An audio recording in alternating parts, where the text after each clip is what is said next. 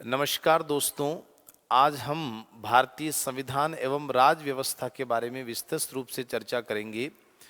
भारतीय संविधान एवं राज्य व्यवस्था जो हमारी राजस्थान लोक सेवा आयोग के द्वारा जो भी प्रतियोगी परीक्षाएं जो आयोजित होती है, उसके अलावा माध्यमिक शिक्षा बोर्ड द्वारा जो रीट का एग्ज़ाम आयोजित होता है, राजस्थान लोक सेवा आयोग के द्वारा फर्स्ट ग्रेड सेकंड ग्रेड जो एग्ज़ाम्स कंडक्ट जो पीएससी द्वारा कराए जाते हैं, उनमें जितनी भी और उसके अलावा आरएस जैसी जो सबसे बड़ी जैसी प्रशासनिक सेवा है, उन एग्ज़ाम्स के अंदर जितने भी हमारे भारतीय संविधान और राज्य व्यवस्था से संबंधित जो भी प्रश्न पुटअप होते हैं, उनके बारे में हम बड़े गहन रूप से इसका अध्ययन करेंगे।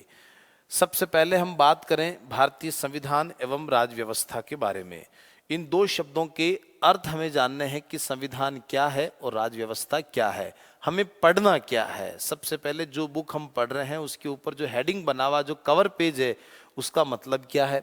देखिए, संविधान का मतलब ये होता है कि एक निश्चित समय के अंदर, एक निश्चित समय के अंतर्गत एक संविधान निर्मात्री सभा द्वारा जिस कानून का निर्माण किया जाता है, उसे हम क्या कहते हैं, संविधान। जैसे एग्जाम्पल के तौर पर अगर हम देखें कि जैसे 2 वर्ष, उसके अलावा 11 माह और 18 दिन, ये एक निश्चित समय हो गया कि एक निश्चित समय में संविधान निर्मात्री सभा द्वारा जिस कानून का निर्माण किया जाता है, उसे हम क्या कहते हैं, संविधान कहते हैं। ठीक है, परंतु राज्य व्यवस्था क्या होता है? राज्य व्यवस्था का मतलब यहाँ पर यह है कि समय समय पर हमारी संसद के द्वारा हमारे लिए जो कानूनों का निर्माण किया जाता है, जैसे जो संविधान सभा हमारे लिए संविधान बना कर गई थी, वो संविधान उन्होंने भले ही बनाया, लेकिन संविधान सभा ने ये भी कहा कि हमारे जाने के बाद और भी बहुत सारे कानूनों की आवश्यकता पड़ेगी, तो निम्न में से वो कानून कौन बनाएगा, किसके पास वो पावर होगा। तो उसके संबंध के अंदर हमारे यहाँ पर देश की जो कानून बनाने की जो सर्वोच्च संस्था है, जो सबसे बड़ी पंचायत है, उसे हम संसद कहते हैं। तो संसद के द्वारा समय समय पर जो कानून बनाए जाते हैं, जो संघ सूची पर बनाए जाते हैं, राज्य सूची के ऊपर राज्य विधानमंडल के द्वारा जो कानून बनाए जाते हैं, तो कानून बनाने वाली ये संस्था, और अगर वह कानून नागरिकों के मौलिक अधिकारों का हनन करता है, अगर वह कानून हमारे संविधान के मूल ढांचे का अगर उल्लंघन करता है, तो ऐसे कानूनों को हमारा जो न्यायपालिका का जो सर्वोच्च संस्था होती है, उसे हम सर्वोच्च न्यायालय जिसे कहते हैं, इस सर्वोच्च न्यायालय के द्वारा उस कानून को शून्य घोषित किया जाता है कि यह कानून नागरिकों के मूल अधिकार का हनन करता है और यह कानून हमारे संविधान के बेसिक स्ट्रक्चर का उल्लंघन करता है। तो इस कंडीशन के अंदर उस कानून को शून्य घोषित करने का अधिकार किसे होता है? सर्वोच्च न्यायालय का, अर्थात न्यायपालिका का। तो आपको जिन जिन सुप्रीम कोर्ट में संविधान से संबंधित जो जो सुप्रीम कोर्ट में कैसेज आए, उन कैसेज के बारे में आपको पढ़ना है। हमारी संसद के द्वारा समय समय पर जैसे SC/ST एक्ट कानून बना दिया, ट्रिपल तलाक पर कानून, तो कहने का मतलब जितने भी कानून जो संविधान में जो हमारी संसद के द्वारा जो बनाए गए, उन सभी कानूनों को आपको पढ़ना है। साथ ही साथ सुप्रीम कोर्ट के फैसले को आपको पढ़ना है। वो आपकी हो जाएगी क्या? राज्य व्यवस्था, जिसे हम अंग्रेजी में कहते हैं पॉलिटी। और जो एक निश्चित समय में संविधान निर्मात्री सभा द्वारा जिस कानून का निर्माण किया गया, उसे हम क्या कहते हैं? संविधान कहते हैं, यानी 2 वर्ष 11 माह और 18 दिन के अंतर्गत। तो ये सबसे पहले हमने हेडिंग का जानने का प्रयास किया। तो आपको कॉन्स्टिट्यूशन भी पढ़ना है, साथ में पॉलिटी भी पढ़ना है। दोनों चीज़ों को आपको सिमिलर करके पढ़ना है, तभी जाकर ये आपका पूरा जो यूनिट है, ये एक पूरी यूनिट आपकी क्या होगी? तैयार होगी। अब आगे हम बात करते हैं इसके अंतर्गत क्या है कि भारतीय संविधान की प्रारंभ या उसकी बातें कैसे क्या होती है। जैसे हम जनरल बात करें कि सबसे पहले एक हमारे महात्मा गांधी जी थे। 1922 के अंदर गांधी जी ने भारतीय संविधान की बात करी कि भारत का एक संविधान होना चाहिए। 1934 के अंदर मानवेंद्र नाथ राय ने इसके लिए बात कही थी। सबसे पहले अगर हम बात करें तो 1895 के अंदर 1895 के अंदर बाल गंगाधर तिलक द्वारा एक जो पुस्तक लिखी गई थी, उसका नाम था स्वराज विधेयक। स्वराज विधेयक नामक जो किताब थी बाल गंगाधर तिलक की, उसके अंदर सबसे पहले 1895 के अंतर्गत संविधान के शब्द का जिक्र किया गया था। तो भारत में सबसे पहले संविधान शब्द का जिक्र करने वाले जो व्यक्ति थे वो कौन थे? बाल गंगाधर तिलक। और अगर मैं वर्ल्ड लेवल की बात करूं, अगर मैं वर्ल्ड लेवल की बात अगर मैं करता हूं, तो उसके अंदर अगर हम देखें कि वर्ल्ड लेवल पर सबसे पहले विश्व स्तर पर तो एक व्यक्ति सर हेनरी मैन, है ना, अमेरिका के अंदर एक व्यक्ति थे, उनका नाम था sir Henry man. Sir Henry man के द्वारा सबसे पहले संविधान का जिक्र किया गया अमेरिका के अंतर्गत 1780 के अंदर 1780 में। लेकिन साथ ही साथ 1787 के अंदर अमेरिका का एक राज्य है, उस राज्य का नाम है फिलोडेल्फिया। अमेरिका का एक राज्य है, उसका नाम है फिलोडेल्फिया। तो सबसे पहले अमेरिका के फिलोडेल्फिया राज्य के अंदर हमारे यहाँ पर अमेरिका में फिलोडेल्फिया के अंतर्गत संविधान सभा बनाई गई, वहाँ का संविधान बनाया गया। अमेरिका में हर राज्य का अपना संविधान है, प्लस अमेरिका का खुद का अलग संविधान है। भारत में ऐसा नहीं है, भारत में राज्यों और केंद्र दोनों का समान संविधान है। तो सबसे पहले विश्व में व्यक्ति था हेनरी मैन, 1780 के अंदर इन्होंने संविधान की बात करी थी, और 1787 में अमेरिका के फिलोडेल्फिया स्टेट के अंदर सबसे पहले संविधान सभा बनाई गई और वहां पर संविधान का निर्माण किया गया। अब भारत की बात हमने अभी करी, बाल गंगाधर तिलक ने 1895 में स्वराज विधेयक के अंतर्गत बात आई। उसके अलावा महात्मा गांधी ने 1922 के अंदर, उसके अलावा जो मानवेंद्र नाथ रॉय है उन्होंने 1934 के अंदर, पंडित मोतीलाल नेहरू जो है ना, उन्होंने 1928 में नेहरू रिपोर्ट के अंतर्गत कुछ संविधान के बहुत सारे अंशों का जिक्र किया था। तो ये भारत के कुछ लोग थे जिन्होंने इन चीजों का जिक्र किया। अब देखिए हम सबसे पहले जो बात करते हैं, अब देखिए यहां लिखा हुआ है अगस्त प्रस्ताव, कि देखिए हुआ यह था कि 1939 से 45 तक हमारे चल रहा था सेकंड वर्ल्ड वॉर। बड़े ध्यान से सुनना, सेकंड वर्ल्ड वॉर चल रहा था, और जो द्वितीय विश्व युद्ध चल रहा था तो अंग्रेजों ने भारत को युद्धरत देश घोषित कर दिया। युद्धरत देश घोषित करने का मतलब ये हो गया कि जो भारत है वह भारत भी अंग्रेजों का युद्ध में साथ देगा, जबकि भारत का किसी से कोई लेना देना नहीं था।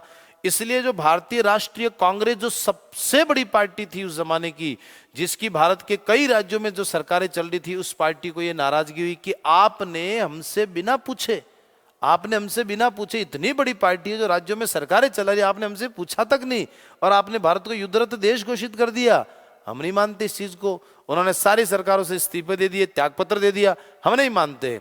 अब अंग्रेजों को भारतीय लोगों की जरूरत पड़ी, भारतीय लोगों को सेना में भर्ती करने की जरूरत पड़ी, तो वो ये चाह रहे हैं कि भारत के लोग यहाँ पर आए, लेकिन भारतीय लोग कह रहे हैं कि नहीं, पहले हमें आप आजादी दीजिए, उसके बाद ही आपसे बात करेंगे, पहले आपसे बात नहीं करेंगे। तो उसी दौरान सेकंड वर्ल्ड वॉर जब चल रहा था तो अंग्रेज भारत को आजादी देना नहीं चाहते। वो कहते हैं कि नहीं, पहले आप हमारा युद्ध में साथ दो, फिर हम आपके लिए बात करेंगे। भारतीय कहते हैं ऐसा नहीं चलेगा। तो अब अंग्रेजों को जब भारतीयों की जरूरत पड़ी तो अंग्रेजों ने अलग अलग पास से फेंक के भारतीयों को बरगलाने का प्रयास किया कि कैसे भी करके भारतीय लोग युद्ध में शामिल हो। तो सबसे पहले जो अंग्रेजों की तरफ से एक प्रस्ताव भारत में आया था, उस प्रस्ताव का नाम था अगस्त प्रस्ताव। अगस्त प्रस्ताव 8 अगस्त 1940 को आया, इस बात का ध्यान रखना। तो 8 अगस्त 1940 को जो अगस्त प्रस्ताव आया उसमें क्या कहा गया, साफ लिखा हुआ कि इसमें कहा गया, क्या कहा गया, इसमें कहा गया कि भारत की संविधान सभा में ये एक शब्द यहां पर लिखा हुआ मुख्यतया, इसी को लेकर प्रॉब्लम हुई थी भारतीयों को कि मुख्यतया भारतीय लोग होंगे, जिसे भारतीयों ने अस्वीकार कर दिया। इसमें कहा गया कि भारत की संविधान सभा में, यानी अगस्त प्रस्ताव में कहा जा रहा है कि भारत की संविधान सभा में मुख्यतया भारतीय लोग होंगे, जिसे भारतीयों ने क्या कर दिया बताओ, अस्वीकार कर दिया। अब भारतीयों ने अस्वीकार कर दिया, इसका मतलब क्या हो गया, क्योंकि भारतीय लोग कह रहे हैं कि जैसे अब अंग्रेज कह रहे हैं कि भारत की संविधान सभा में मुख्यतया, मान लीजिए मुख्यतया के अंदर मान लीजिए संविधान सभा में 100 लोग होंगे, एक एग्जांपल समझिए, और 100 में से मुख्यतया यानी मुख्यतया भारतीय होंगे, तो मैं मुख्यतया मान लेता हूं 70 लोग हो गए, यानी 100 में से 70 अगर भारतीय होंगे तो सवाल इस बात का बनता फिर 30 कौन होंगे, इसका मतलब 30 वो अंग्रेज होंगे। तो ये भारतीयों को प्रॉब्लम थी कि संविधान हमारा, तो उसमें अंग्रेजों का क्या लेना देना, उनका क्या मतलब है, हमारे संविधान के अंदर हमारे ही लोग होंगे, हमें किसी से कोई मतलब नहीं है, इसलिए हम इस प्रस्ताव को क्या करते हैं, अस्वीकार करते हैं। तो अगस्त प्रस्ताव भारत में आया, वो पूर्णतः स्वीकार हो गया। क्यों हो गया? क्योंकि उसमें शब्द लिखा हुआ था कि मुख्यतया भारतीय लोग होंगे, और भारतीय लोगों को यह आपत्ति थी कि भारतीय में यहाँ पर मुख्यतया की जगह पूर्णतया भारतीय लोग होंगे, तो ही हम इसको स्वीकार करेंगे, अन्यथा नहीं करेंगे। तो अगस्त प्रस्ताव भारत में आया, लेकिन ये क्या हो गया? अस्वीकार हो गया। आगे देखिए, अब देखिए, अब फिर भी बात नहीं बनी, तो एक व्यक्ति थे, इनका पूरा नाम था स्टेफर्ड क्रिप्स। मैं नाम लिख देता हूं, स्टेफर्ड क्रिप्स। स्टेफर्ड क्रिप्स नामक जो व्यक्ति है ना, ये व्यक्ति इंग्लैंड में कैबिनेट लेवल का मंत्री है, मिनिस्टर है, वहां का मंत्री है, और जवाहरलाल नेहरू का दोस्त है। तो इस क्रिप्स को भारत भेजा गया कि आप भारत जाइए और भारतीय नेताओं से बात करिए, क्योंकि उस समय 1942 में भारत छोड़ो आंदोलन बड़ा तेज गति से, उस समय आंदोलन की योजनाएं बन रही थी, फिर आंदोलन चला बहुत तेज गति से। तो उस समय कांग्रेस की नब्ज गांधी और नेहरू के हाथों में थी। तो अंग्रेजों का यह मानना था कि क्रिप्स के दोस्त हैं नेहरू, ये जाकर शायद उनसे बात करें और हमारा युद्ध में साथ मिल जाए। तो इसलिए क्रिप्स को भारत भेजा गया 1942 में, 1942 में। तो अगस्त प्रस्ताव 1940 में, और क्रिप्स प्रस्ताव कब आया? 1942 में। क्रिप्स प्रस्ताव में क्या कहा गया कि द्वितीय विश्व युद्ध के पश्चात, साफ अक्षरों में लिख रहा है कि द्वितीय विश्व युद्ध के पश्चात भारत में संविधान सभा का गठन किया जाएगा। द्वितीय विश्व युद्ध के पश्चात भारत में संविधान सभा का गठन किया जाएगा, परंतु कांग्रेस ने इसे क्या कर दिया? बताओ, अस्वीकार। किस पार्टी ने कर दिया? कांग्रेस ने कर दिया। सेकेंड वर्ल्ड वॉर के पश्चात अंग्रेज क्या कह रहे हैं कि भैया आप हमारा इस युद्ध में साथ दे दो, और अगर हम युद्ध जीत जाएं, अगर हम युद्ध जीत जाएं तो आपके लिए भारत में संविधान सभा का क्या कर देंगे? गठन कर देंगे। भारतीय कह रहे हैं क्यों साहब, पहले करने में क्या आपत्ति है? विश्व युद्ध के पश्चात नहीं, पहले करो तो हम आपकी बात को मानेंगे, अन्यथा हम आपकी बात को नहीं मानेंगे। और गांधी जी ने तो ये कह दिया कि क्यों? क्योंकि जब 1914 से 18 के बीच में जब प्रथम विश्व युद्ध चल रहा था, उस समय गांधी जी ने 1915 के अंदर, गांधी जी और रविंद्रनाथ टैगोर ने गांव में जा जाकर लोगों को समझाया कि आप आइए, युद्ध में साथ दीजिए, है ना, और इसके कारण हम युद्ध जीत जाएंगे, है ना, और युद्ध अगर जीत गए तो अब अंग्रेज हमें आजादी दे देंगे। गांधी जी के कहने से, रविंद्रनाथ टैगोर के कहने से लोग आए और आकर युद्ध में साथ दिया, और अंग्रेज प्रथम विश्व युद्ध जीत भी गए, लेकिन उसके बावजूद भी अंग्रेजों ने भारतीयों को आजादी नहीं दी। इसका मतलब धोखा किया। वही बात वापस दोहरा रहे अंग्रेज कि द्वितीय विश्व युद्ध की समाप्त कर दो, उसके बाद संविधान सभा का गठन करेंगे और उसके बाद आपको आजाद कर देंगे। भारतीय कहते नहीं, ऐसी गलती दोबारा नहीं करेंगे। आप पहली बार भी वादा खिलाफी कर चुके हो, वादे से मुकर चुके हो, मैं आपकी बात को नहीं मानता। और गांधी जी ने तो इसे पोस्ट डेटेड चेक, उत्तर तिथीय चेक कहा। उत्तर तिथीय का चेक का मतलब है कि ऐसा चेक जिसकी डेट ही निकल चुकी है, ऐसा चेक जिसकी डेट ही निकल चुकी है। मान लीजिए मैंने आपको एक चेक दिया 10,000 रुपए का, उस पर मान लीजिए मैंने 2 महीने तक की तारीख डाल दी, अब मैं ऐसा चेक आपको 2 महीने बाद दे रहा हूं, उसकी डेट ही निकल चुकी है, तो वो चेक किस काम का? चाहे वो 10 करोड़ का, उससे कोई मतलब नहीं है। तो ऐसा चेक, यानी ये बात तो प्रथम विश्व युद्ध में कह चुके हो, दोबारा कह रहे हो, ये तो पोस्ट डेटेड चेक हो गया, ये बात नहीं मानते। और जवाहरलाल नेहरू ये कहते हैं कि ये तो ऐसा बैंक है जो क्या होने वाला है? नष्ट ही होने वाला है। कि ये तो ऐसा बैंक है जो नष्ट होने वाला। बैंक यानी अंग्रेज, भाई अंग्रेज कुछ समय के ही हैं, वैसे ही ये तो जाने वाले हैं, तो ऐसा बैंक है जो नष्ट होने वाला है। ये बात किसने कही? पंडित जवाहरलाल नेहरू ने। किसके लिए कही? क्रिप्स प्रस्ताव के लिए ऐसी बात इन्होंने कही थी। नहीं बनी बात। अब देखिए 1900 युद्ध जीत गए अंग्रेज। 1946 के अंदर भारत में कैबिनेट मिशन आता। कैबिनेट का मतलब ब्रिटेन में कैबिनेट लेवल के जो मिनिस्टर होते हैं, तो 1946 के अंदर कैबिनेट मिशन भारत आता है। सबसे पहली बात तो कि इसमें सदस्य कितने होते हैं? 3। पहला प्रश्न आपसे देखिए, सवाल मिलाने के लिए आएगा, अगस्त प्रस्ताव, क्रिप्स प्रस्ताव, कैबिनेट मिशन, और सामने ईयर लिखे हुए रहेंगे। तो आपको ये बताना है कि अगस्त प्रस्ताव 1940 में है, क्रिप्स प्रस्ताव 1942 में है, कैबिनेट मिशन 1946 में है। तो आपको ये बताना है कि कैबिनेट मिशन 1946 के अंतर्गत जो है, इसका जो अध्यक्ष बना है वो कौन बना है? पैथिक लॉरेंस बना है। तो ये बताना है, तो आप तो पैथिक लॉरेंस कैबिनेट मिशन के बताओ क्या है? अध्यक्ष हैं। उसके अलावा 2 व्यक्ति हो गए, एक तो स्टेफर्ड क्रिप्स हो गया और दूसरा हो गया एवी अलेक्जेंडर हो गया। तो ये ध्यान रहे कि आपसे सवाल क्या पूछेंगे कि निम्न में से कैबिनेट मिशन का सदस्य नहीं है, तो आपको तीनों नाम याद होने चाहिए। कौन कौन से? पैथिक लॉरेंस का, दूसरा स्टेफर्ड क्रिप्स का, तीसरा एवी अलेक्जेंडर का। इन तीनों के आपका नाम याद होंगे। चौथा नाम आपको Lord Wavell, Lord emery, Lord Mountbatten, कुछ भी दे, लेकिन ये आपको तीनों नाम याद होंगे तो आप चौथा निकाल सकते हो कि निम्न में से ये सदस्य नहीं है। एक बात तो ये। दूसरा, आपसे अध्यक्ष पूछे तो बता देना इन तीनों में से कौन है। पैथिक लॉरेंस है। कितने मेंबर थे, उत्तर बताना है। 3 मेंबर थे। अच्छा, कब आया ये? 1946 में। तो पहली बात तो ये कैबिनेट मिशन का ढांचा है कि इसमें ये लोग हैं। दूसरी बात, कैबिनेट मिशन का काम क्या है? कैबिनेट मिशन का काम है कि भारत में संविधान सभा का गठन करना। ये आया ही इसीलिए था कि भारत में संविधान सभा का क्या करेंगे? गठन करेंगे।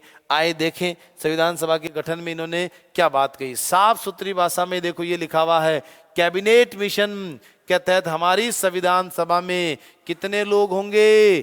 389 लोग होंगे। अब बड़े ध्यान से समझना थोड़ा सा कि कैबिनेट मिशन जो आया भारत में, उसमें ये कहा गया कि कैबिनेट मिशन के अंदर 389 मेंबर होंगे। तीन तो उसके थे। अब कैबिनेट मिशन के अकॉर्डिंग भारत की संविधान सभा में कितने लोग होंगे? 389 होंगे।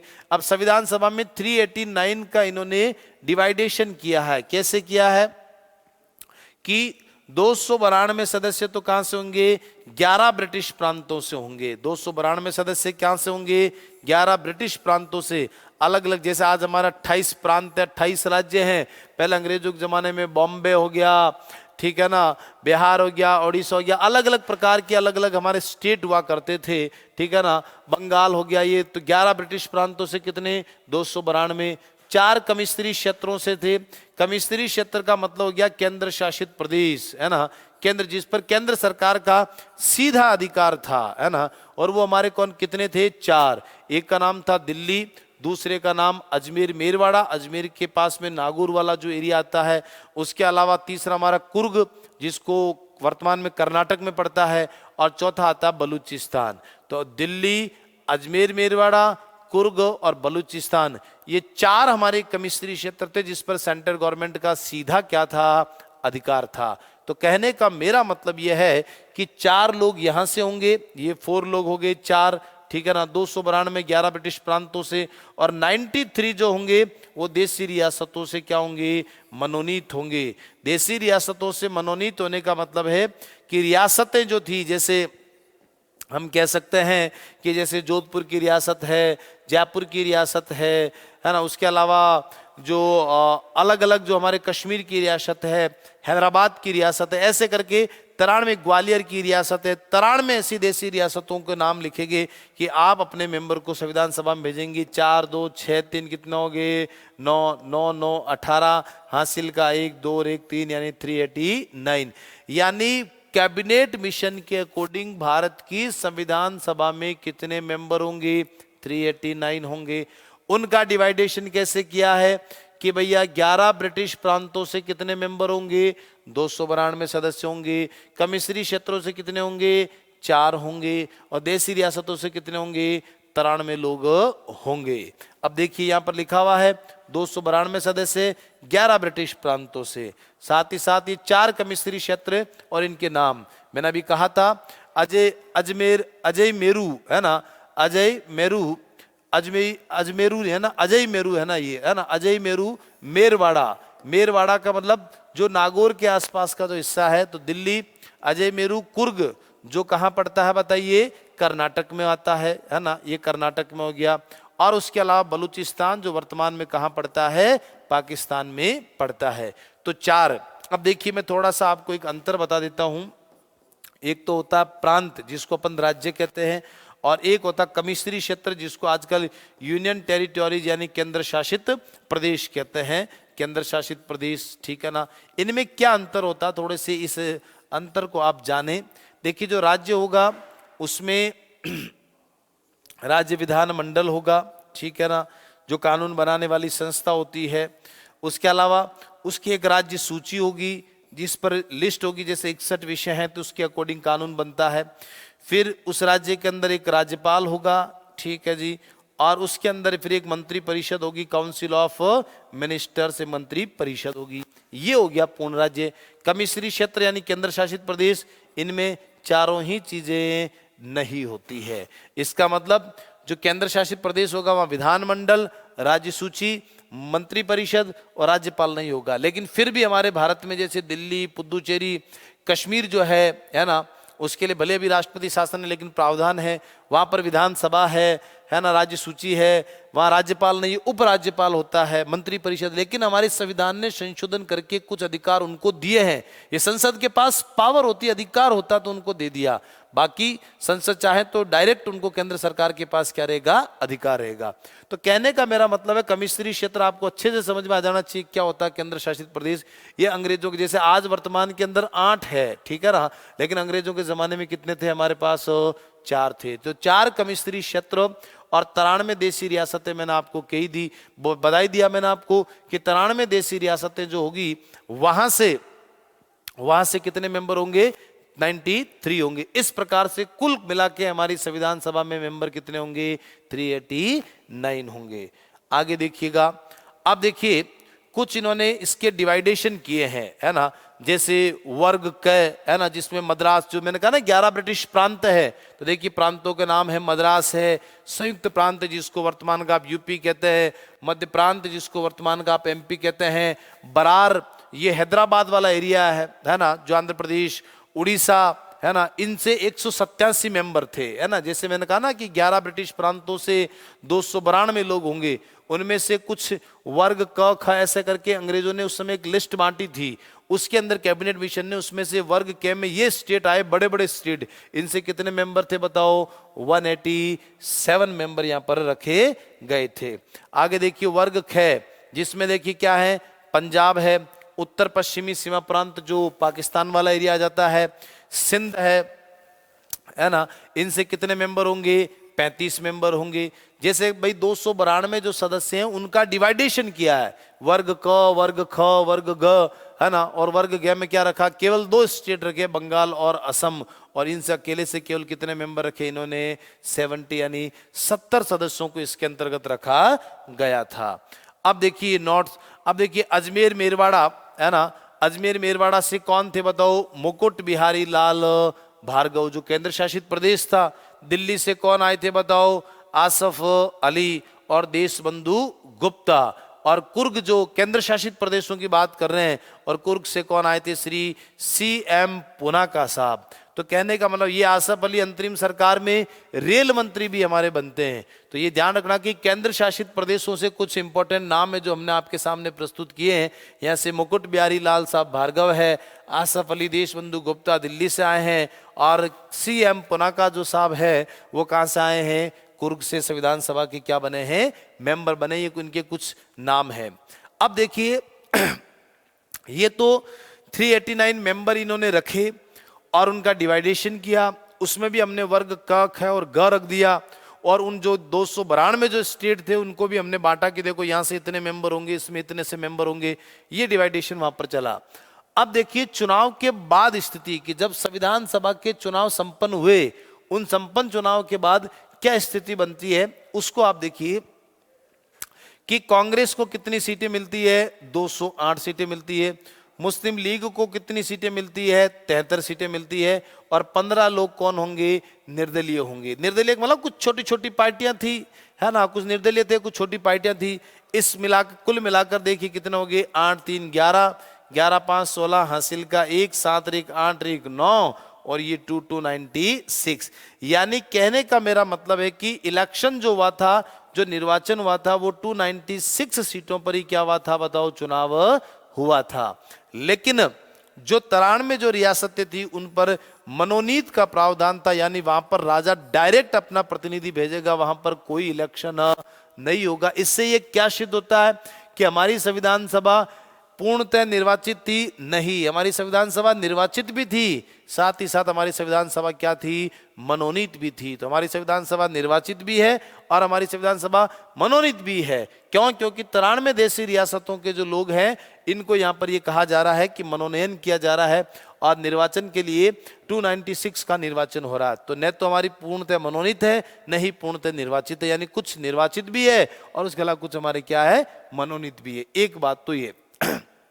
दूसरा देख लिए, कांग्रेस पार्टी को कितनी सीटें मिली है, 208। मुस्लिम लीग को कितनी मिली है, 73 सीटें। निर्दलीय कितने लोग आए हैं, 15 लोग आए तो टोटल मिलाकर कितने हो गए? 296 हो गए। तो ये 296 का आंकड़ा यहां पर आ गया। अब देखिए, जो कांग्रेस को सबसे ज्यादा सीटें मिली थी 208, और मुस्लिम लीग को सीटें क्या मिली, है ना, कम मिली। जब कांग्रेस को सीटें 208 मिल गई, मुस्लिम लीग को 73 सीटें मिली, तो कांग्रेस को ये मुस्लिम लीग को बड़ी आपत्ति हुई कि उनको लगा कि हमारी सीटें तो कम है और कांग्रेस की सीटें क्या है, ज्यादा है। जब हमारी सीटें कम है तो जब कोई भी मुद्दा होगा, कोई भी बात होगी, कुछ भी होगा, तो ये माना जाएगा कि भाई प्रस्ताव तो कांग्रेस का पारित होगा क्योंकि इनके पास बहुमत, मेजोरिटी बहुत ज्यादा है, हमारे पास तो बहुमत कम है। तब से मुस्लिम लीग ने संविधान सभा का बहिष्कार, प्रथम बैठक का भी बहिष्कार किया और नए पाकिस्तान की मांग रख दी कि हमारा तो नया देश बनाइए और नई संविधान सभा बनाइए, नई संविधान सभा बनाइए, नया देश बनाइए। उसी के बारे के अंदर हम विस्तार से चर्चा करेंगे ये सारी चीजें। तो कहने का मतलब ये कि संविधान सभा के अंदर मुस्लिम लीग ने पहली बैठक का क्या किया, बहिष्कार किया था। इस बात के लिए विशेष करके आपको ध्यान रखना है। अब देखिए, मुस्लिम लीग जो है, मुस्लिम लीग की पाकिस्तान की मांग को कैबिनेट मिशन ने अस्वीकार कर दिया। मुस्लिम लीग की पाकिस्तान की मांग क्या थी? मुस्लिम लीग की पाकिस्तान की मांग यही थी कि मुस्लिम लीग को जब 73 सीटें मिली, मुस्लिम लीग को जब 73 सीटें मिली थी, तो मुस्लिम लीग को यह लग गया था कि संविधान सभा में हमारी कोई बात नहीं मानी जाएगी, क्योंकि 208 सीटें अकेली किसके पास थी, कांग्रेस के पास थी। जब 208 सीटें कांग्रेस के पास थी और हमारे पास तो 73 सीटें ही हैं, तो हमारी तो कोई बात नहीं मानेगा, हमारे तो लिए अलग देश बनाइए, हमारा अलग देश पाकिस्तान बनाइए। और पाकिस्तान हमारा जो अलग देश अगर आप बनाएंगे तो ही हम भारत की संविधान सभा के अंदर जाने का प्रयास करेंगे, वहां बैठेंगे। वैसे भी उन्होंने कहा कि हमें जाना ही नहीं है, हमें तो हमारा अलग ही देश बना दीजिए। इस मुद्दे को लेकर जो चर्चा होने लगी, तो कैबिनेट मिशन ने साफ अक्षरों में कह दिया कि साहब नहीं, हम आपके लिए कोई नया देश नहीं बनाएंगे, यानी अस्वीकार कर दी। कैबिनेट मिशन ने क्या कर दिया, अस्वीकार। अब देखिए, पाकिस्तान बना है, वो माउंटबेटन ने 3 जून 1947 की माउंटबेटन योजना निकाली, उसके अकॉर्डिंग बना है। लेकिन ध्यान रहे, कैबिनेट मिशन के अकॉर्डिंग पाकिस्तान का गठन नहीं हुआ। इस बात का विशेष करके ध्यान रखना। अब देखिए, 2 बड़े आदमी हैं हमारे इस देश के अंदर। एक जैसे महात्मा गांधी, जो हमारे देश के सबसे उस जमाने के अंदर, महात्मा गांधी के अलावा एक मोहम्मद अली जिन्ना जो थे, है ना, जो उस देश में बड़े पॉपुलर नेता थे, मुसलमानों के जो नेता थे। तो ध्यान रहे, मोहम्मद अली जिन्ना और उसके अलावा महात्मा गांधी संविधान सभा के सदस्य नहीं थे। इस बात का विशेष करके ध्यान रहे। हालांकि देखिए, मैं आपको जानकारी के लिए बता दूं कि महात्मा गांधी ने संविधान सभा का कोई चुनाव नहीं लड़ा। महात्मा गांधी ने संविधान सभा का कोई चुनाव नहीं लड़ा और न ही वो संविधान सभा के मेंबर थे। इस बात को क्लियर कर देते हैं। लेकिन मोहम्मद अली जिन्ना भी संविधान सभा के मेंबर नहीं थे। नहीं थे का मतलब वो चुनाव, इसका मतलब ये नहीं था कि उन्होंने चुनाव नहीं लड़ा। मोहम्मद अली जिन्ना ने पंजाब से संविधान सभा का चुनाव लड़ा, लेकिन वो भारत की संविधान सभा की एक भी बैठक में भाग लेने के लिए नहीं गए। तो हम ये कह सकते हैं कि मोहम्मद अली जिन्ना भी भारत की संविधान सभा का मेंबर नहीं था। परंतु ध्यान रहे, मोहम्मद अली जिन्ना ने ये लिखा हुआ देखिए, पंजाब से, ये मोहम्मद अली जिन्ना ने पंजाब से संविधान सभा के सदस्य ये क्या हुए थे, निर्वाचित हुए थे। परंतु उन्होंने संविधान सभा की किसी भी बैठक में भाग नहीं लिया था। इस बात का विशेष करके ध्यान रखो। तो गांधी जी ने तो चुनाव भी नहीं लड़ा, संविधान सभा के मेंबर बन ही नहीं सकते। इन भाई साहब ने चुनाव लड़ा, पंजाब से इलेक्टेड हुए, लेकिन भारत की संविधान सभा की किसी भी बैठक में इन्होंने भाग नहीं लिया। इसका मतलब कि मोहम्मद अली जिन्ना भी भारत की संविधान सभा के मेंबर नहीं रहे। अब देखिए, जब मुस्लिम लीग ने पहली बैठक का बहिष्कार किया, वो बैठक में भाग लेने गए ही नहीं, तब विंस्टन चर्चिल, एक ब्रिटेन के प्राइम मिनिस्टर थे, उनका नाम था विंस्टन चर्चिल। चर्चिल ने क्या कहा कि भारत की संविधान सभा एक ऐसा विवाह है। क्या बोल रहे हैं चर्चिल? कि भारत की संविधान सभा एक ऐसा विवाह है जिसकी दुल्हन ही क्या है, गायब है। यानी दुल्हन किसको बोला है?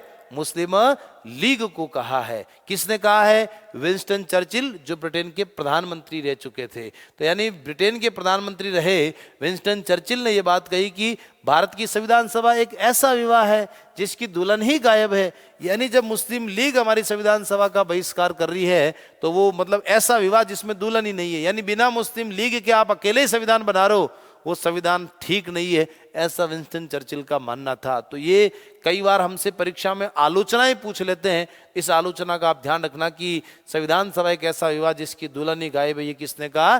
चर्चिल ने। और इसका याद रखने का बड़ा अच्छा तरीका है कि जिस विवाह से अगर मान लीजिए दुल्हन ही गायब हो जाए, वो विवाह वैसे ही चर्चा का विषय बन जाता है। तो विवाह चर्चा का विषय बन गया तो विवाह वाली बात कौन कर रहे हैं? हमारे विंस्टन चर्चिल कर रहे हैं।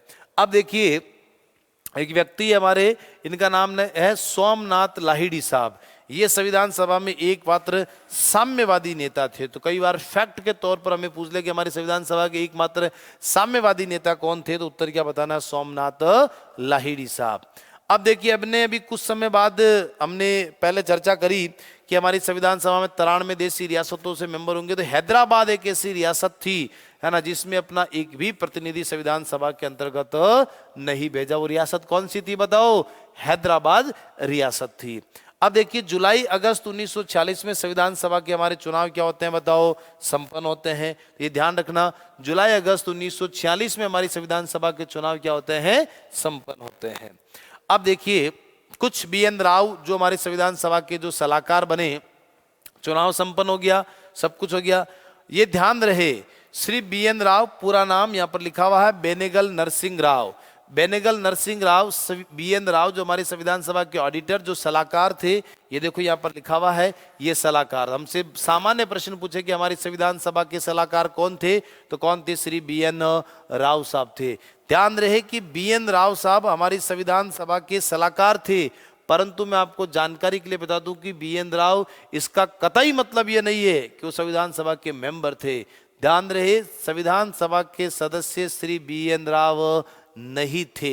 इनको हमारे जो उस समय गवर्नर जनरल थे, स्वतंत्र भारत के प्रथम जो गवर्नर जनरल जो हमारे बनाए गए थे, उनका नाम लॉर्ड माउंटबेटन था। हमारे श्रीमान लॉर्ड माउंटबेटन जो हमारे जो गवर्नर जनरल थे, उन्होंने ही सबसे पहले इनको सलाहकार क्या अपॉइंट किया था, यानी नियुक्त किया था। किन्हें नियुक्त किया था? श्री BN राव को। तो BN राव हमारे ऑडिटर थे, सलाहकार थे, हमें सलाह के लिए राय देते थे कि हमारा संविधान हमें कैसे बनाना है। परंतु ध्यान रहे संविधान सभा के मेंबर नहीं थे। इनकी क्या क्या उपलब्धियां? सबसे पहली बात कि भारत के संविधान का प्रारूप, भारत के संविधान का ड्राफ्ट बनाने का काम किसने किया? श्री BN राव ने किया। तो संविधान का प्रारूप यानी ड्राफ्ट बनाने का काम किसने किया? BN राव ने किया। एक बात तो ये। दूसरा BN राव ने क्या काम किया कि BN राव ने ड्राफ्ट बनाने के साथ साथ और, है ना, जैसे ड्राफ्ट पर काम करने के लिए ड्राफ्टिंग कमेटी के चेयरमैन कौन थे? भीमराव अंबेडकर। प्रारूप का मतलब हमारे संविधान में मौलिक अधिकार क्या होंगे, हमारे संविधान में निदेशक तत्व कैसे होंगे, हमारे संविधान में मौलिक कर्तव्य कैसे होंगे, हमारा राष्ट्रपति कैसे होगा, उपराष्ट्रपति होगा, मुख्यमंत्री होगा, प्रधानमंत्री होगा। अच्छा, इनके लिए क्या क्या नियम होने चाहिए। तो हमें कुछ एजेंडा, जैसे आज आप फर्स्ट ग्रेड का एग्जाम दे रहे हो तो कोई तो ड्राफ्ट, कोई तो आपके पास सिलेबस होगा जिसके अकॉर्डिंग आप पढ़ाई करोगे। तो हमारा संविधान सभा संविधान बनाएगी कैसे भाई? क्या बनाना है, इसमें करना, वर्किंग किससे करना है? तो ड्राफ्ट जो सबसे पहले बनाकर दिया था वो BN राव ने दिया था। उस ड्राफ्ट पर काम करने के लिए जो ड्राफ्टिंग कमेटी बनाई गई थी, उस कमेटी के चेयरमैन कौन थे? हमारे डॉक्टर भीमराव अंबेडकर थे। तो कहने का मतलब यह है कि संविधान सभा के सदस्य, जैसे सवाल पूछ लिया निम्न में से भारत की संविधान सभा का सदस्य नहीं है, अब उसमें ऑप्शन आया आपके जवाहरलाल नेहरू, सरदार वल्लभ भाई पटेल, भीमराव अंबेडकर और BN राव। तो कंफ्यूजन नहीं होना है कि सलाहकार थे BN राव तो ये तो मेंबर होने चाहिए। इसका कतई मतलब ये नहीं है कि सलाहकार होने के कारण ये संविधान सभा के मेंबर होंगे। इस बात का विशेष करके आपको ध्यान रखना है। आगे देखिए, अब देखिए इनके लिए बहुत सारी उपलब्धियां हैं, कुछ एक्स्ट्रा नॉलेज के लिए कि जैसे ये ICS अधिकारी थे, जैसे आज IAS का एग्जाम होता है, पहले ICS का इंडियन सिविल सर्विस के ऑफिसर थे। उसके अलावा हैदराबाद का मुद्दा यूनो में रखने वाले व्यक्ति कौन थे? श्री BN राव साहब थे। उसके अलावा जो कश्मीर है उस समय उसके प्रधानमंत्री, उस समय राज्यों के मुख्यमंत्री नहीं होते थे, प्रधानमंत्री, वो भी राजा के वहाँ पर। तो हैदराबाद के प्रधानमंत्री कौन थे? श्री BN राव साहब थे। उसके अलावा बर्मा, जिसको म्यांमार कहते हैं, उसका संविधान बनाने में इनका बड़ा योगदान था। भारत के संविधान का ड्राफ्ट बनाने वाले व्यक्ति कौन थे? श्री BN राव थे। उसके अलावा अंतर्राष्ट्रीय न्यायालय में भारत की तरफ से पहला अगर कोई न्यायाधीश था तो वो कौन था? BN राव था। आप कल्पना करिए, एक ही व्यक्ति के नाम कितने अच्छे अच्छे रिकॉर्ड हैं। कलकत्ता हाई कोर्ट के आप जज थे, इंटरनेशनल कोर्ट में आप भारत की तरफ से पहले न्यायाधीश थे, ICS अधिकारी थे, हैदराबाद का मुद्दा UN में उठाने वाले पहले भारतीय थे। उसके अलावा कश्मीर के आप प्रधानमंत्री थे, संविधान सभा के सलाहकार थे। उसके अलावा निःशुल्क रूप से इन्होंने संविधान का काम किया था भारत के लिए, निःशुल्क रूप से रुपया नहीं लिया था। और उसी के साथ साथ ये पर बर्मा म्यांमार का इन्होंने, जिसको बर्मा, जिसको वर्तमान में म्यांमार कहते हैं, उसका संविधान बनाने में इनका बड़ा योगदान था। और सबसे बड़ी बात है, इनको गवर्नर जनरल लॉर्ड माउंटबेटन ने इन्हें हमारे संविधान का सलाहकार नियुक्त किया था। तो देखिए, जो मैंने पॉइंट बताए वो सब लिखे हुए हैं। ICS अधिकारी थे, बर्मा म्यांमार के संविधान निर्माण में इनकी महत्वपूर्ण भूमिका ये निभा चुके थे। उसके अलावा कलकत्ता हाई कोर्ट में मैंने अभी बताया ये न्यायाधीश रह चुके हैं, है ना। अंतर्राष्ट्रीय न्यायालय में प्रथम न्यायाधीश भारतीय, पहला भारतीय न्यायाधीश कौन बना? श्री BN राव साहब बने। फिर मैंने कहा कश्मीर के आप क्या रहे बताओ? प्रधानमंत्री रहे। उसके अलावा हैदराबाद का मुद्दा UN के अंदर संयुक्त राष्ट्र संघ में उठाने वाले व्यक्ति कौन थे? BN राव साहब थे।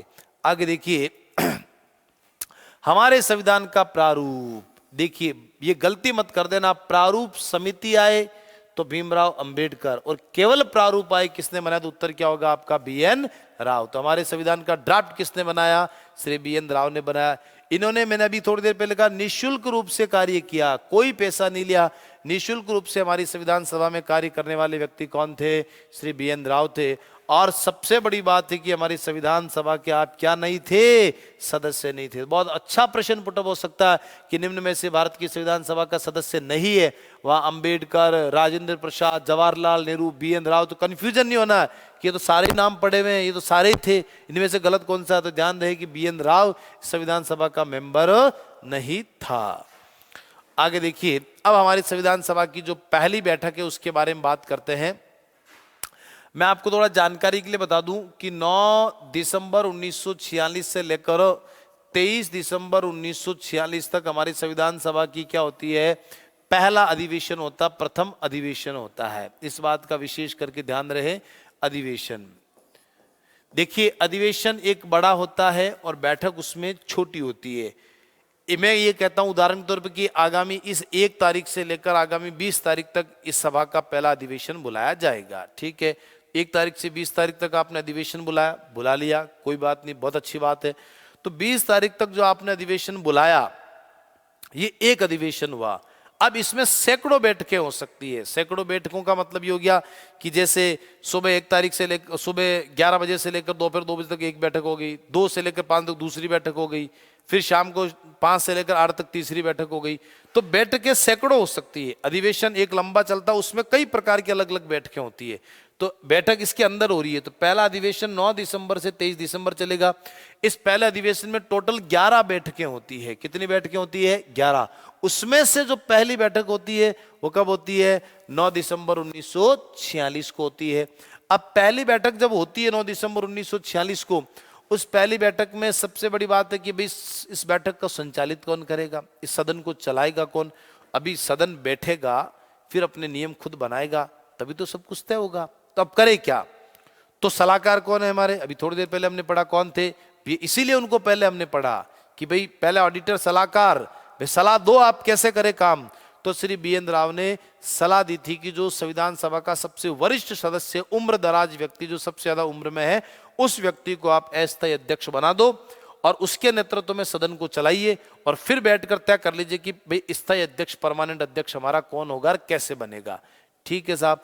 तो संविधान सभा के सलाहकार श्री BN राव, बेनेगल नरसिंह राव के सुझाव पर, है ना, यहाँ पर हमारे एक व्यक्ति हैं जो सबसे वरिष्ठतम सदस्य जो है ना, BN राव के जो सुझाव है, यहाँ पर कौन व्यक्ति हैं? डॉक्टर सच्चिदानंद सिन्हा। ये विशेष करके ध्यान रखना कि संविधान सभा का पहला अध्यक्ष कौन बना? सच्चिदानंद सिन्हा। लेकिन ध्यान रहे, सच्चिदानंद सिन्हा स्थायी अध्यक्ष नहीं बना, अस्थायी अध्यक्ष बना। इस बात का विशेष करके ध्यान रखना कि सच्चिदानंद सिन्हा स्थायी अध्यक्ष नहीं बना, क्या बना, अस्थायी अध्यक्ष बना।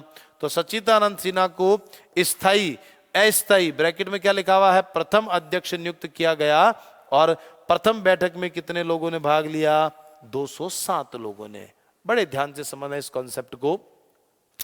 अब देखिए, मैं ये आप मुझसे सवाल करो कि सर आपने कहा कि कैबिनेट मिशन के अकॉर्डिंग 389 मेंबर होंगे, ठीक है साहब 389 मेंबर होंगे, तो जब फिर पहली बैठक में 207 लोगों ने ही भाग कैसे लिया फिर 389 में से। ध्यान से सुनना, मैंने क्या कहा कि मुस्लिम लीग ने पहली बैठक का क्या किया, बहिष्कार। तो आप बोलोगे सर फिर तो 316 ही होता है, फिर भी आंकड़ा कम आ रहा है। तो जो बच्चों 93 देशी रियासतों के जो मेंबर थे उनका ये मानना था उन्होंने अपना भी भविष्य तय नहीं किया था।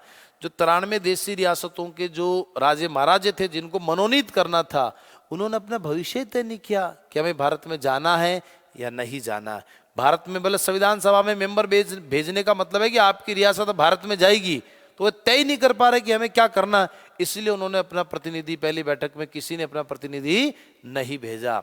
हैदराबाद रियासत अभी हमने थोड़ी देर पहले पढ़ा, वो ऐसी रियासत जिन्होंने किसी भी अधिवेशन में किसी बैठक में कोई प्रतिनिधि नहीं भेजा था, तो वो ऑल ओवर हमने पढ़ा था। तो पहली बैठक में 93 देशी रियासतों के जो है उसके अंदर भी अपने प्रतिनिधि नहीं भेज रहे। बहुत सारे लोग थे जिनको कुछ आपत्तियां थी, वो लोग भी नहीं आए थे। इसलिए पहली बैठक में कितने लोगों ने भाग लिया, 207 लोगों ने। फिर एकदम क्लियर कर देते हैं, आपका एक आंकड़ा आता 211 का। भाई ये 211 का आंकड़ा क्या, मैंने अभी थोड़ी देर पहले कहा कि 9 दिसंबर से 23 दिसंबर तक हमारी संविधान सभा का क्या होता है, पहला अधिवेशन होता है। 9 दिसंबर से 23 दिसंबर तक संविधान सभा का कौन सा अधिवेशन, पहला अधिवेशन। उस पहले अधिवेशन में कुल मिलाकर कितने, मैंने कहा ना कई सारी बैठकें होती है, अलग अलग बैठकें होती है।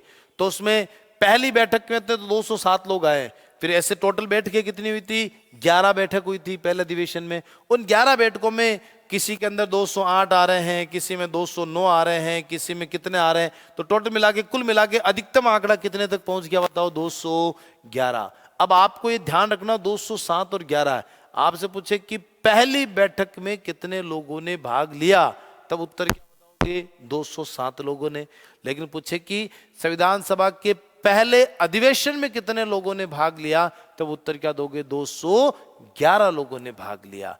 तो पहला अधिवेशन या सत्र पूछे तो उत्तर बताना आपको 211 लोगों ने भाग लिया, और पहली अगर बैठक अगर आपसे पूछे तब उत्तर क्या देना, 207 लोगों ने। एकदम क्लियर हमने आंकड़ा कर दिया 207 और 211 का क्या आंकड़ा है। ठीक है, आगे देखिए,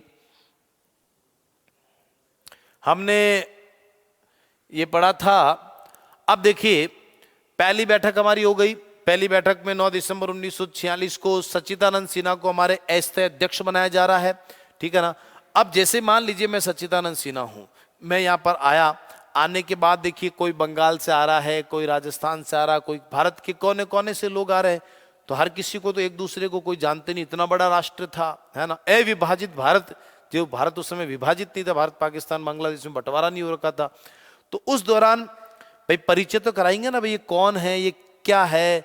तो सलाहकार के आदेश के कारण है, हमारे यहाँ पर एक संविधान सभा के मेंबर थे जेबी कृपलानी साहब। जेबी कृपलानी ने वो मंच पर आए और डॉक्टर सच्चिदानंद सिन्हा का उन्होंने परिचय कराया संविधान सभा से कि साहब ये इनका नाम डॉक्टर सच्चिदानंद सिन्हा है, इनकी ये उम्र है, इनकी ये योग्यता है, ये यहाँ से आए हैं और ये हमारे सलाहकार के कहने पर हमने इनको अस्थायी अध्यक्ष बनाया है। इनका काम ये रहेगा कि हमारे स्थायी अध्यक्ष बनाने तक का इनकी यहाँ पर ड्यूटी रहेगी। तो सच्चिदानंद सिन्हा का जो परिचय कराने वाला व्यक्ति था उसका नाम था जेबी कृपलानी। सवाल क्या बन गया कि हमारी संविधान सभा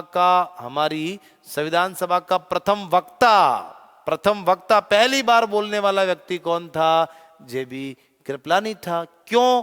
क्योंकि उन्होंने ही डॉक्टर सच्चिदानंद सिन्हा का क्या कराया, परिचय कराया था। तो देख लीजिए पहली बैठक 9 दिसंबर 1946 को, साफ लिखा हुआ है आचार्य जेबी कृपलानी ने डॉक्टर सच्चिदानंद सिन्हा को संविधान सभा की कार्यवाही में आसन ग्रहण करने का क्या किया बताओ, अनुरोध किया, उनका परिचय कराया, फिर उन्होंने कहा कि आप आइए और आसन ग्रहण कीजिए। तो ये काम कहने वाले व्यक्ति कौन थे? हमारे जे.बी. कृपलानी। इसलिए यहाँ पर ये साफ लिखा हुआ है कि संविधान सभा में बोलने वाले पहले वक्ता, बहुत अच्छा प्रश्न बन सकता है कि संविधान सभा में बोलने वाले पहले वक्ता हमारे कौन बने थे? बताओ, जे.बी. कृपलानी बने थे। और पहली बैठक में जो 207 लोगों ने भाग लिया था, उसमें से कितनी महिलाओं ने भाग लिया? 10 महिलाओं ने भाग लिया। ये नीचे लिखा हुआ है कि पहली बैठक में कितनी महिलाओं ने भाग लिया? 10। तो पहले अधिवेशन में कुल 211 सदस्यों ने भाग लिया, ये बात ध्यान रहे। और पहली बैठक में कितनी महिलाओं ने भाग लिया? 10 महिलाओं ने भाग लिया था। अब देखिए, एक हमारे संविधान सभा के मेंबर थे, उनका नाम था प्रसन्न देव रैकुट। अभी हमने कुछ ही समय पहले पढ़ा था कि जुलाई अगस्त 1946 में संविधान सभा के चुनाव संपन्न हुए, लेकिन अभी हमने थोड़ी देर पहले पढ़ा कि संविधान सभा की पहली बैठक हो रही है 9 दिसंबर 1946, यानी जुलाई अगस्त से लेकर दिसंबर तक 2-3 महीने का अंतराल आ जाता है। इस बीच एक हमारे संविधान सभा के मेंबर थे जो चुनाव जीत गए थे, प्रसन्न देव रैकुट, बंगाल से आते हैं। ये चुनाव जीत गए, लेकिन पहली बैठक से पहले ही इनका निधन हो चुका था। तो जब पहली बैठक हुई थी सच्चिदानंद सिन्हा की अध्यक्षता में, उसमें हमारी संविधान सभा के जो मेंबर श्री प्रसन्न देव रैकुट पर, है ना, शोक व्यक्त किया गया था। तो देख लीजिए इस चीज को कि पहली बैठक में संविधान सभा के सदस्य श्री प्रसन्न देव रैकुट, ये बंगाल से आते थे, इनकी मृत्यु हो जाने पर इनके लिए शोक यानी संवेदना को प्रकट किया गया था। तो पहली बैठक में किस सदस्य के ऊपर संवेदना प्रकट की गई? तो उत्तर बताना हमें, श्री प्रसन्न देव रैकुट की मृत्यु होने पर संवेदना यहाँ पर प्रकट की गई।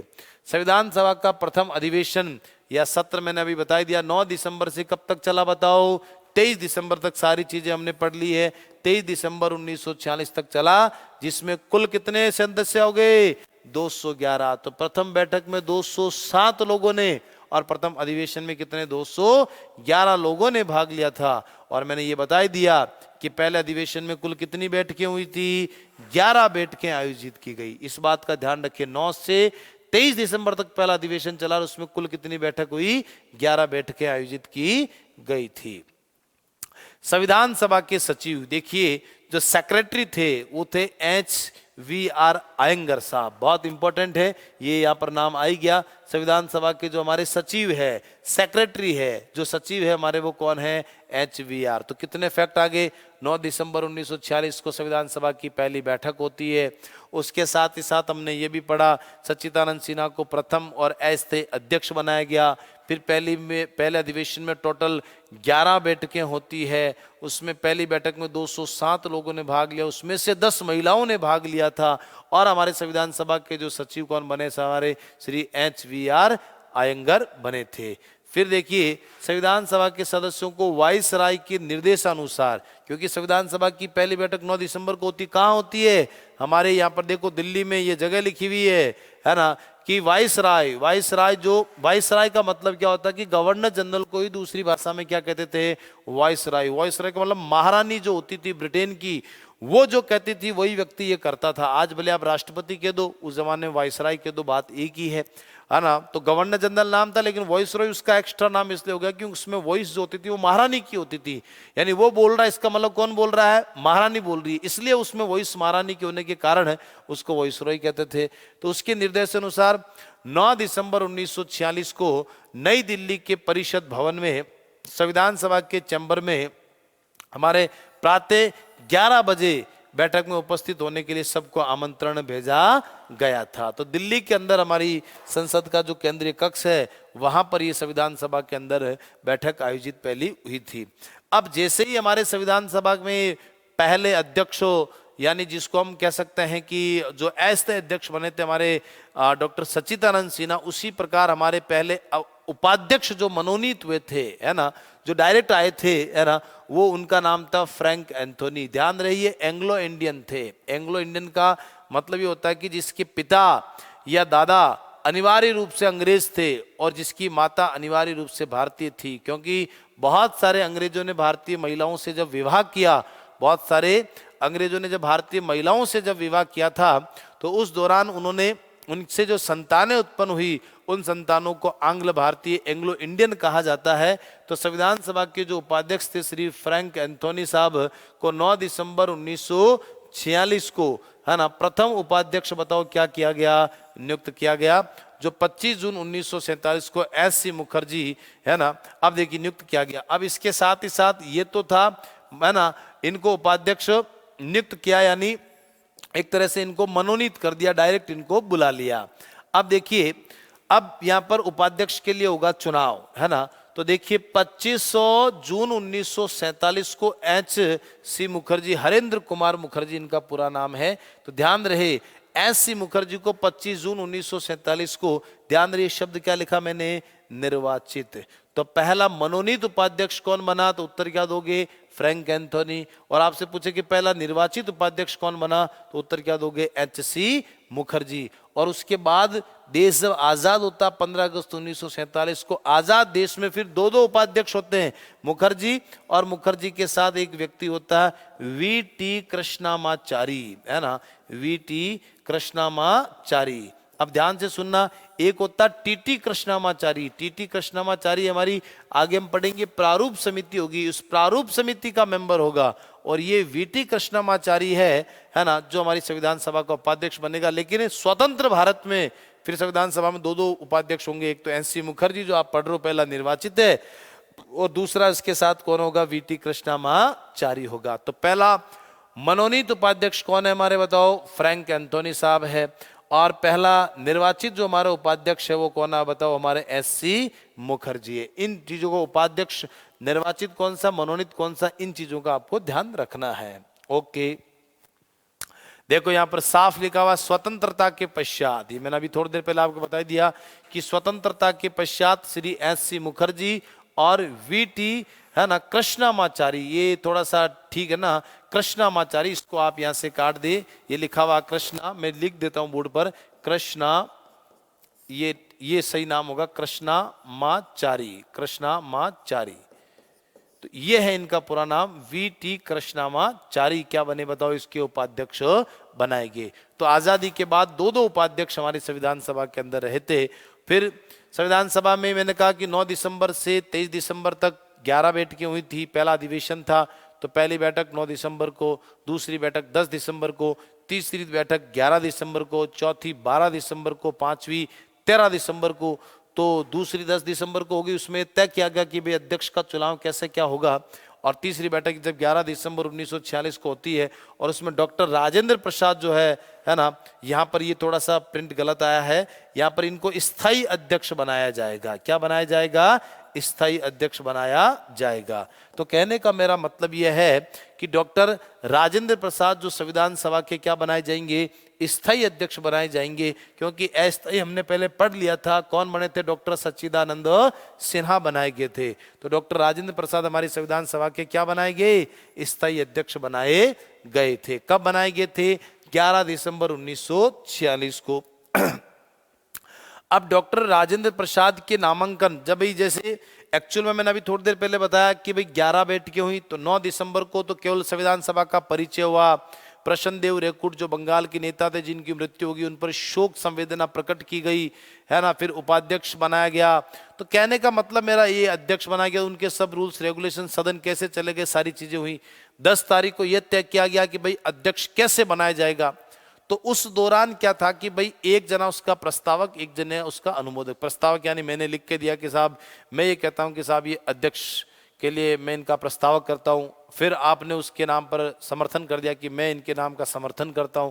तो एक जना प्रस्तावक बनेगा और एक जना कौन बनेगा, समर्थक बनेगा। तो डॉक्टर राजेंद्र प्रसाद के नामांकन के प्रस्तावक में देखो बहुत सारे लोग आए यहाँ पर, तो है ना, एक भी नहीं है। तो देखिए कौन कौन है, सबसे बड़ी एक तो देखो प्रस्तावक में जे.बी. कृपलानी हो गया, हरिकृष्ण मेहताब हो गया, ठीक है ना। और उनके अलावा जो ये प्रस्तावक हो गए, समर्थक जो समर्थन कर रहे हैं उनमें कौन है, सरदार वल्लभ भाई पटेल हो गए और नंद किशोर दास हो गए। तो ये ध्यान रखना कि डॉक्टर राजेंद्र प्रसाद जब संविधान सभा के स्थायी अध्यक्ष बनाए जा रहे हैं, हालांकि उसके लिए चुनाव की व्यवस्था की गई थी, लेकिन इनके अलावा किसी ने पर्चा दाखिल करा ही नहीं, तो ये निर्विरोध अध्यक्ष बन गए। तो डॉक्टर राजेंद्र प्रसाद के नामांकन के प्रस्ताव में कौन कौन थे, जे.बी. कृपलानी, हरिकृष्ण मेहताब, ये तो थे इनके प्रस्तावक। इन दो लोगों का विशेष करके, कृपलानी पहले वक्ता थे, मैंने अभी थोड़ी देर पहले बताया, और श्री हरिकृष्ण मेहताब, ये दो तो थे प्रस्तावक। और साथ ही साथ हमारे समर्थक कौन थे? सरदार वल्लभ भाई पटेल और नंद किशोर दास, ये इनके समर्थक थे। रेटिफिकेशन, अनुमोदन इन्होंने इसका किया था। ठीक है, अब मोहम्मद अली जिन्ना संविधान, पंजाब से संविधान सभा के सदस्य चुने, लेकिन उन्होंने संविधान सभा का बहिष्कार किया। हमने, है ना, जो शुरुआत में जब कक्षा प्रारंभ करी तब भी हमने पढ़ा था कि गांधी और जिन्ना संविधान सभा मेंबर नहीं थे। गांधी जी ने तो एक्चुअल में चुनाव ही नहीं लड़ा था, मोहम्मद अली जिन्ना ने चुनाव लड़ा, लेकिन फिर भी वो संविधान सभा की एक भी बैठक में भाग लेने नहीं गए। उसके अलावा देखो कुछ लोग, गांधी जी का मैं बता ही चुका हूं आपको, एक बहुत बड़े नेता थे श्री तेज बहादुर सप्रू, गांधी जी के साथ राष्ट्रीय आंदोलन में भी आप साथ थे। एक है जयप्रकाश नारायण, ये भी गांधी जी के साथ आंदोलन में साथ थे, और ये भी हमारी संविधान सभा का इन्होंने चुनाव नहीं। तो बड़े बड़े ये पॉपुलर चाहे उस जमाने के अंदर जो आंदोलन में बड़े बड़े भाग लेते थे, गांधी जी, है ना, तेज बहादुर सप्रू, है ना, उसके अलावा जयप्रकाश नारायण, उसके अलावा मोहम्मद अली जिन्ना, ये लोग ऐसे थे जो एक भी संविधान सभा के मेंबर नहीं थे। ये मैं चीजें क्यों करवा रहा हूं? क्योंकि आपसे वहां प्रश्न पूछे कि निम्न में से कौन संविधान सभा का सदस्य नहीं था। अब मान लीजिए वहां पर तेज बहादुर सप्रू का नाम आ गया, फिर गांधी, अंबेडकर, नेहरू आ गया, तो आपको बताना कि भाई ये व्यक्ति नहीं था। अच्छा, ये नाम आ जाता, आपको पता होना चाहिए कि हाँ ये व्यक्ति भले पॉपुलर चेहरा है लेकिन संविधान सभा का मेंबर नहीं था। इसके साथ ही साथ हम देखिए, संविधान सभा, मैंने अभी थोड़ी देर पहले कहा कि टोटल 11 बैठकें हुई थी। तो 9 दिसंबर से 23 दिसंबर तक हमारी जो बैठकें चली, तो 9 को पहली, 10 को दूसरी, 11 को तीसरी, 12 को चौथी और 13 को पांचवी बैठक। उसमें पंडित जवाहरलाल नेहरू के द्वारा हमारे यहाँ पर क्या पेश किया गया? उद्देश्य प्रस्ताव प्रस्तुत किया गया। उद्देश्य यानी देखिए, उद्देशिका, जिसको आज हम प्रस्तावना प्रियम्बल कहते हैं। तो किसी भी बुक को जब हम पढ़ते हैं तो उस बुक का मूल सारांश क्या होता है वो उस उद्देश्य प्रस्ताव के अंदर आता है। तो वो पहले प्रस्तुत करने वाले कौन थे? हमारे पंडित जवाहरलाल नेहरू। इन्होंने 13 दिसंबर 1946 को प्रस्तुत किया था कि हम भारत के लोग भारत को संपूर्ण प्रभुत्व संपन्न समाजवादी पंथ निरपेक्ष लोकतंत्रात्मक गणराज्य बनाने के लिए तथा उसके समस्त नागरिकों को सामाजिक, आर्थिक, राजनीतिक न्याय, विचार, अभिव्यक्ति, विश्वास, धर्म और उपासना की स्वतंत्रता, उन सब में व्यक्ति की गरिमा, राष्ट्र की एकता और अखंडता को सुनिश्चित करने वाली बंधुता को बढ़ाने के लिए आज तारीख 26 नवंबर, ये उस समय डैश छोड़ दिया गया था, है ना, जो 26 नवंबर 1949 को मिति मार्गशीर्ष शुक्ल सप्तमी विक्रम संवत छठ के दिन अदत्त द्वारा इस संविधान को अंगीकृत, अधिनियमित और आत्मार्पित करते हैं। तो ये जो कुछ नीचे की जो पंक्तियां हैं, ये डैश डैश तारीख छोड़ी गई थी। बाकी जो सामाजिक, आर्थिक, राजनीतिक जो चीजें हैं, तो ये उद्देश्य प्रस्ताव जो है ये कौन लेकर आए थे? हमारे सबसे पहले पंडित जवाहरलाल नेहरू। और 13 दिसंबर 1946 को इन्होंने संविधान सभा के समक्ष प्रस्तुत किया। लेकिन, है ना, 22 जनवरी 1947 को हमारी संविधान सभा ने इसे क्या कर दिया? पारित कर दिया। पहले क्यों नहीं पारित किया? क्योंकि भीमराव अंबेडकर का ये मानना था कि भाई अभी मुस्लिम लीग नहीं आ रही है, उनको आने दीजिए, उनके आने के बाद ही हम इसको पारित करेंगे। लेकिन वो लोग नहीं आए, इसलिए फिर 22 जनवरी 1947 को हमारी संविधान सभा ने इस उद्देश्य प्रस्ताव को क्या कर दिया? पारित। देख लीजिए, पंडित नेहरू द्वारा इस प्रस्ताव को पेश किया गया। इस प्रस्ताव के जो समर्थक बने थे वो कौन बने थे? पुरुषोत्तम दास टंडन। तो बहुत अच्छा प्रश्न, स्टैंडर्ड सवाल पूछ सकते हैं कि पंडित नेहरू ने जो उद्देश्य प्रस्ताव हमारी संविधान सभा के समक्ष रखा, उसके अंदर जो उसके समर्थक बने थे वो कौन बने थे? पुरुषोत्तम दास टंडन साहब इसके समर्थक बने, और उसके बाद ही फिर इसको प्रस्तुत किया गया था। और ये साफ अक्षरों में लिखा हुआ है कि 22 जनवरी 1947 को मोहनलाल सक्सेना ने इसका उर्दू में अनुवाद किया। तो कुछ लैंग्वेज के अंदर तो उर्दू के अंदर अनुवाद करने वाला, ध्यान दे, मुस्लिम व्यक्ति के नाम पर आपको टिक नहीं करना है।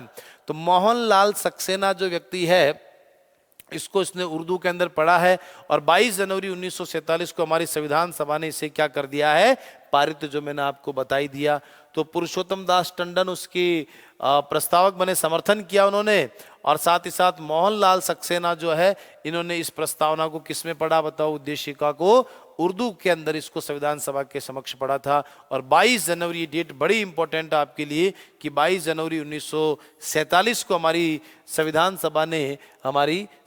सभा ने इस उद्देश्य प्रस्ताव को प्रस्तुत किया गया था। तो तो मित्रों, आज हमने संविधान सभा के जो शुरुआती जो कुछ अंश हैं कि संविधान सभा के लिए कैसे कैबिनेट मिशन ने क्या क्या सीटों का डिवाइडेशन किया, किस आधार पर हमारे यहाँ पर सीटें बांटी गई, उसके आधार पर फिर चुनाव हुआ, चुनाव के बाद स्थिति क्या बनी, फिर पहली बैठक कैसे हुई, फिर हमारे संविधान के सलाहकार कौन थे, उनके कहने पर क्या क्या चीज़ें होने लगी है, पहले वक्ता कौन थे, ये बहुत सारी चीज़ें हमने जानने का प्रयास किया। अस्थायी अध्यक्ष कौन बना, स्थायी अध्यक्ष कौन बना, पहला मनोनीत उपाध्यक्ष कौन बना, निर्वाचित उपाध्यक्ष कौन बना, संविधान फिर देश आज़ाद होने के बाद फिर उपाध्यक्ष कौन बना, उसके अलावा तीसरी बैठक कब होती है, पांचवी बैठक कब होती है, उद्देश्य प्रस्ताव कौन रखता है, उनके समर्थक कौन बनते हैं, राजेंद्र प्रसाद जब संविधान सभा के अध्यक्ष के लिए पर्चा दाखिल करते तब उनके समर्थक कौन होंगे, अनुमोदक कौन बनेंगे, प्रस्तावक कौन होंगे। तो ये सारी चीज़ों के बारे में हमने बहुत कुछ जानने का प्रयास किया। आगे की जो भी हमारी संविधान सभा से संबंधित जो भी फैक्ट है, जो भी आगे जानकारियां हैं, वो हम अगली कक्षा के अंदर करेंगे। तब तक के लिए बहुत बहुत धन्यवाद।